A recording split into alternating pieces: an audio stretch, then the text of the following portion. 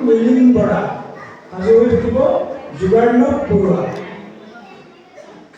সাজু হৈ থাকিব যোগাৰ্ণৱ বৰুৱা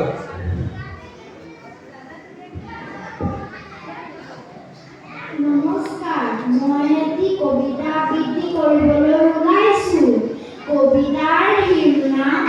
গছ ভাল পোৱা ককাৰ ঘৰ কবি ডক্টৰ ভৱেন্দ্ৰনাথ শইকীয়া ভাল পালোঁ ৰঘুনাথ তুমি মোক পুতলা বিয়ালৈ মাতিলা পিছে ৰভা ঘৰ দিবলৈকে আমলখি গছজোপা কিয়নো কাটিলা আলহী অতিথি যাব ৰভা নাইকিয়া হ'ব বোৱাৰীয়ে ঘৰখন দিব